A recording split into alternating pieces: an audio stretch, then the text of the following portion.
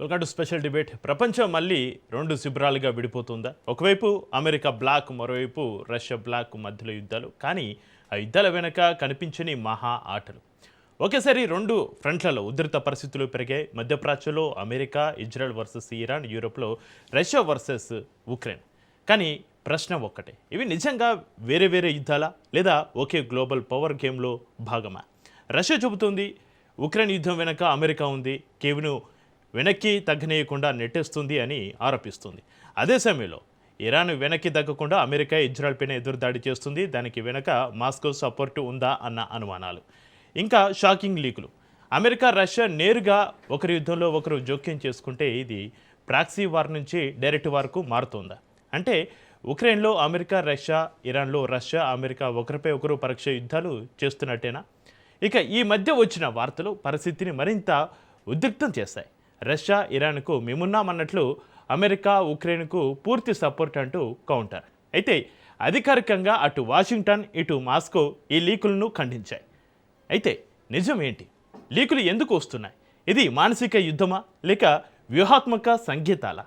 ప్రపంచాన్ని మూడో ప్రపంచ యుద్ధం వైపు నెట్టే పరిస్థితులు ఇవి, లేదా కేవలం పవర్ బ్యాలెన్స్ కోసం ఆడుతున్న జియో పొలిటికల్ గేమా? ఇవాళ మా డిబేట్లో ఈ గ్లోబల్ వార్ సమీకరణాలన్నింటినీ విచ్ఛిన్నం చేస్తాం.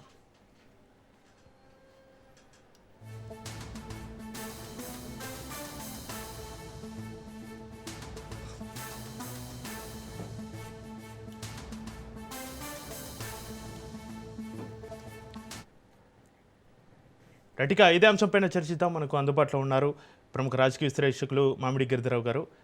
గిరిధర్ గారు నమస్కారం అండి. నమస్తే అండి. నమస్తే మీకు, మీ ప్రేక్షకులందరూ నమస్కారాలండి. గిరిధర్ గారు, ఉక్రెయిన్ యుద్ధం నిజంగా కీవ్ మాస్కో మధ్యన లేక వాషింగ్టన్ మాస్కో మధ్య ప్రాక్సీ వార్గా మారిపోయిందా గిరిధర్ గారు? అంటే రైట్ ఫ్రమ్ ద బిగినింగ్ మొదటి నుంచి కూడాను ఇది రష్యా వర్సెస్ నేటో గానే యుద్ధం జరుగుతోంది. ఇది యుక్రెయిన్ సీన్ లేదు. నిజంగా రష్యాకు వ్యతిరేకంగా నిలబడి ఇన్ని సంవత్సరాలు పోరాటం చేసే పటిమ వాళ్ళ దగ్గర లేదు, వాళ్ళకి శక్తి లేదు, ఇండస్ట్రియల్ బేస్ లేదు, వాళ్ళ దగ్గర అన్ని అస్త్రాలు లేవు, వాళ్ళ దగ్గర అంతమంది సైనికులు లేరు. వాళ్ళు నిజంగా తట్టుకునేటువంటి శక్తి యుక్రెయిన్ కి లేదు. కాబట్టి ఈ యుద్ధం అంతా కూడా రష్యా వర్సెస్ నేటో జరుగుతోంది అని మనం అర్థం చేసుకోవాలి. మొదటి వారం 10 రోజుల్లోనే రష్యా యుక్రెయిన్ కు ఉన్నటువంటి కమ్యూనికేషన్స్ అన్ని కూడా ధ్వంసం చేసింది. వాళ్ళ శాటిలైట్ సిస్టమ్ కానీ, వాళ్ళ లోపల ఉన్నటువంటి టెలికమ్యూనికేషన్స్ కానీ, వాళ్ళ మన సెల్ ఫోన్ టవర్స్ కానీ ఇవన్నీ కూడా ధ్వంసం చేసేసింది. అయినా ఈ రోజు వాళ్ళు మాట్లాడగలుగుతున్నారు, యుద్ధం చేయగలుగుతున్నారు, వాళ్ళు కమాండ్స్ ఇవ్వగలుగుతున్నారంటే దాని వెనకాల కారణం నేటో. అలాగే మనకు స్టార్లింక్, మన ఎలాన్ మస్క్ స్టార్లింక్ అక్కడికి వచ్చింది, దాంతో వాళ్ళు యుద్ధం చేయగలుగుతున్నారు. సో కంప్లీట్ గా అమెరికా, యూరోప్ సమర్థన లేనిది యుక్రెయిన్ యుద్ధం చేయలేనటువంటి పరిస్థితి. డైరెక్ట్ గా రష్యాతో యుద్ధం వీళ్ళెవరు చేయలేరు. ఎందుకంటే రష్యా ఒక పెద్ద సూపర్ పవర్. వాళ్ళ దగ్గర ప్రపంచంలో అందరికంటే ఎక్కువ అణువాయుధాలు ఉన్నాయి వాళ్ళ దగ్గర.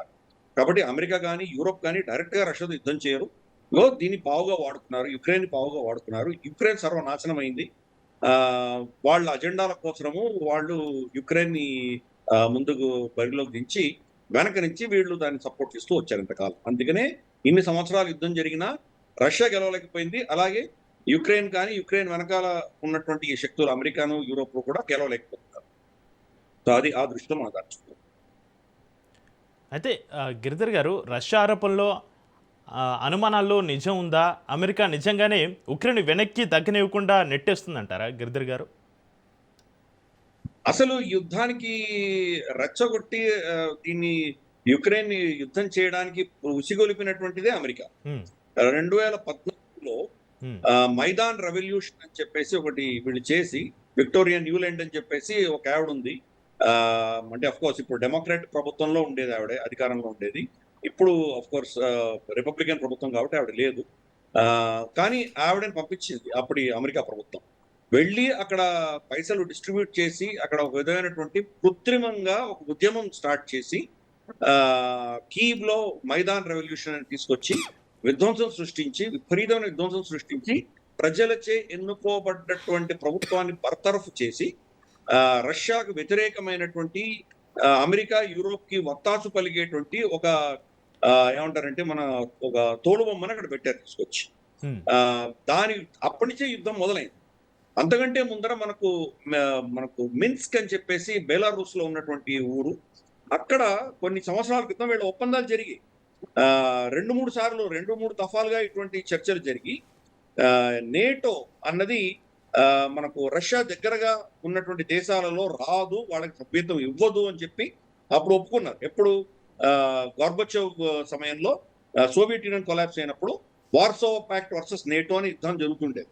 దాంట్లో వార్సో ప్యాక్ట్ ని మేము కంప్లీట్ గా దాన్ని తీసేస్తాము, మీరు కూడా నేటోని తీసేయండి అని చెప్పి వాళ్ళు కోరారు.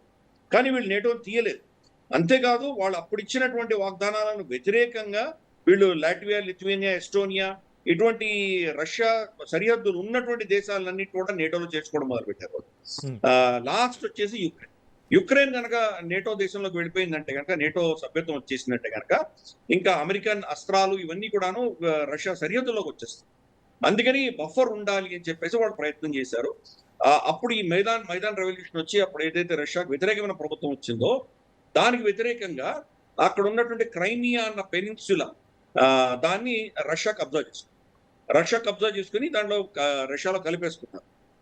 బ్లాక్ సీలో ఉన్నటువంటి పోర్ట్, అక్కడ ఉన్నటువంటి ఆ పోర్ట్స్, వీళ్ళకి ఉన్నటువంటి స్థావరాలన్నీ కూడాను యుక్రెయిన్ లో ఉండేవి. ఇద్దరి మిత్ర దేశాలుగా ఉండేవి.